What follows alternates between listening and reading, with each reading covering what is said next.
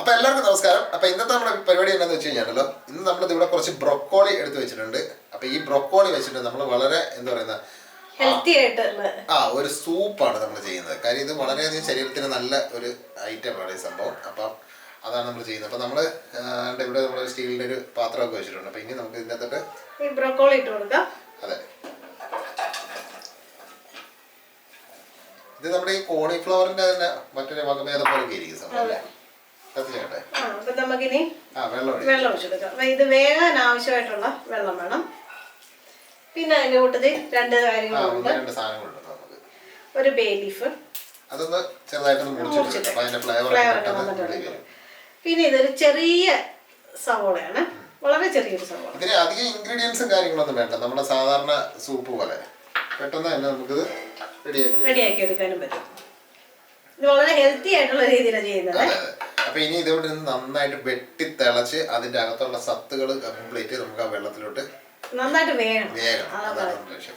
ഒരു 4-5 മിനിറ്റ് മതി. കുക്കറിനകത്താണെങ്കിലും ചെയ്തെടുക്കാം കേട്ടോ. ഇതിപ്പോ നമ്മള് വേറൊരു പാത്രത്തിൽ ചെയ്യുന്നതേ ഉള്ളൂ. അപ്പൊ ഇത് ഒന്ന് അടച്ചു വെച്ചിട്ട് നമുക്ക് വെയിറ്റ് ചെയ്യാം.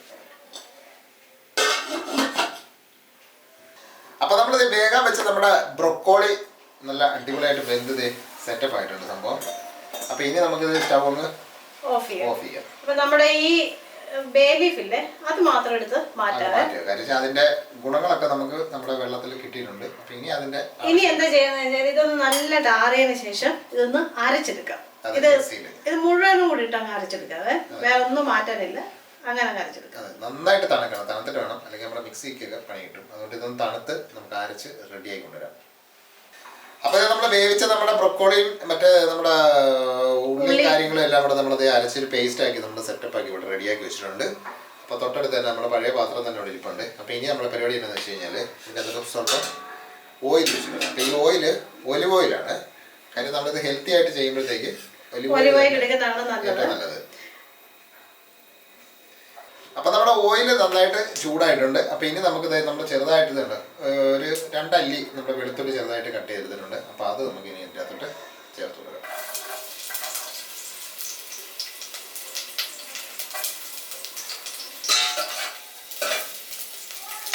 വെളുത്തുള്ളി ഈ സൂപ്പിന്റെ ഒരു ഹൈലൈറ്റ് ആണ്. അതുണ്ടെങ്കിൽ ആ സൂപ്പിന്റെ ഒരു രുചി വരും.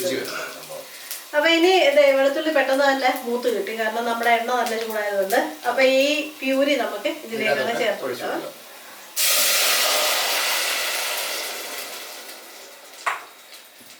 അപ്പൊ ഇനി നമുക്ക് തീ ഒന്ന് കൂട്ടി കൊടുത്തിട്ട് ഇത് നന്നായിട്ട് ഇളക്കി യോജിപ്പിച്ചെടുക്കണം. അപ്പൊ നമ്മൾ ഇതുവരെ ഉപ്പൊന്നും ചേർത്തിട്ടില്ല. നമ്മള് സ്വല്പം ഉപ്പ് മാത്രം ചേർക്കാം. കഴിക്കുന്ന സമയത്ത് വേണം പിന്നെ ആവശ്യത്തിന് ഉപ്പ്, പിന്നെ നമ്മുടെ എന്താ പറയുക കുരുമുളക് പൊടിയും കാര്യങ്ങളൊക്കെ അപ്പം നമുക്ക് ചേർത്ത് കൊടുക്കാം. ഇപ്പൊ നമ്മൾ ഒരു നുള്ള് ഉപ്പ് ചേർത്തു. നന്നായിട്ട് ഇളക്കുക. ഇനി നമ്മൾ ഇതിന്റെ കൂട്ടത്തില് എരിക്കായിട്ട് നമ്മളിപ്പോ ചേർക്കുന്നത് നമ്മുടെ മുളക്, ക്രഷ്ഡ് മുളക്, വറ്റൽ മുളക്, ചതച്ച മുളക്.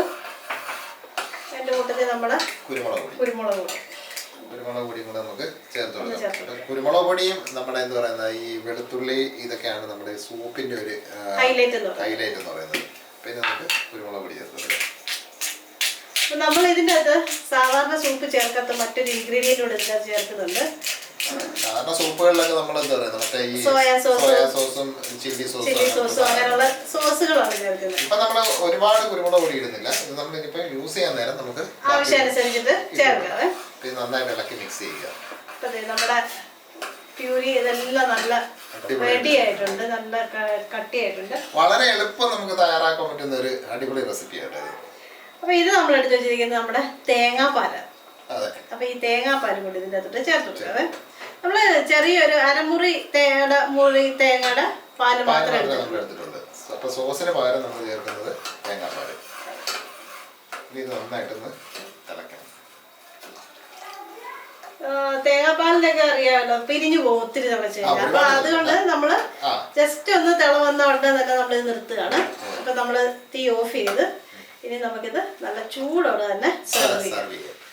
അപ്പൊ ഈ ബ്രൊക്കോളി ഇപ്പം നമുക്ക് എല്ലാ പച്ചക്കറി കടകളിലും വളരെ സുലഭമായിട്ട് കിട്ടുന്ന ഒരു സംഭവമാണ്. ഹെൽത്തിയാണ്. അപ്പൊ ഇതുപോലെ തന്നെ നമ്മള് എന്താ പറയുക എണ്ണയൊന്നും അധികം ചേർക്കാതെ പിന്നെ എന്താ കഴിയുന്നത് ഒലിവ് ഓയിലൊക്കെ ചേർത്ത് എടുക്കുക. ഒലിവ് ഓയിൽ ഇല്ലെങ്കിൽ ഇപ്പം നമുക്ക് സാധാരണ നമ്മൾ അടുക്കളയിലുള്ള കുക്കിംഗ് ഓയിൽ ഏത് വേണേലും നമുക്ക് ഉപയോഗിക്കാം. മണമില്ലാത്ത എണ്ണ ഉപയോഗിക്കാം. അതെ, വെളിച്ചെണ്ണയ്ക്കകത്തൊക്കെ ചെയ്ത് വെളിച്ചെണ്ണ ഹെൽത്തി എന്ന് പറയും സംഭവം, പക്ഷെ അതിന് വേറെ ഫ്ലേവർ വ്യത്യാസമുണ്ട്. സൂപ്പിന് പറ്റിയൊരു ഫ്ലേവർ അല്ല, അതുകൊണ്ടാണ്. അപ്പോൾ എന്തായാലും ഒന്ന് തയ്യാറാക്കി നോക്കുക. അപ്പോൾ തയ്യാറാക്കിയിട്ടുള്ളവരും ഒന്ന് കമൻറ്റ് ചെയ്യുക. പിന്നെ എന്താ പറയുന്നത്, ഇതുപോലുള്ള കുഞ്ഞു കുഞ്ഞു വീഡിയോകളൊക്കെ ഇഷ്ടപ്പെടുന്നവർ നമ്മുടെ കൂട്ടുകാർക്കൊക്കെ ഒന്ന് ഷെയർ ചെയ്ത് നമ്മൾ കൊടുക്കുക. പിന്നെ പുതിയതായിട്ട് നമ്മുടെ വീഡിയോ കാണുന്ന നമ്മുടെ സുഹൃത്തുക്കൾ നമ്മുടെ ചാനൽ മറക്കാതെ സബ്സ്ക്രൈബ് ചെയ്യും. പിന്നെ തൊട്ടടുത്തുള്ള ബെല്ലും കൂടെ ഒന്ന് ഓൺ ചെയ്ത് ഓപ്ഷൻ കൂടെ ഓൺ ചെയ്യണേ വെക്കുക. അപ്പം നമ്മൾ വീഡിയോ ഇടുമ്പോഴത്തേക്ക് എന്താ പറയുന്ന നോട്ടിഫിക്കേഷനൊക്കെ പെട്ടെന്ന് കിട്ടും. അപ്പോൾ ഇത് ഉറപ്പായിട്ട് ചെയ്ത് നോക്കുക, കഴിച്ചു നോക്കുക, ഹെൽത്തിയാണ്.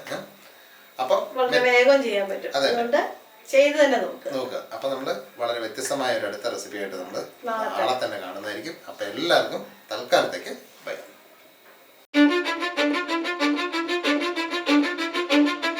Cause I don't give a fuck what you say.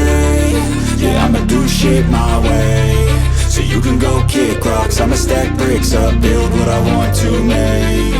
Yo, I got a lot of shit to say, so I'ma do this every day. I'll be writing things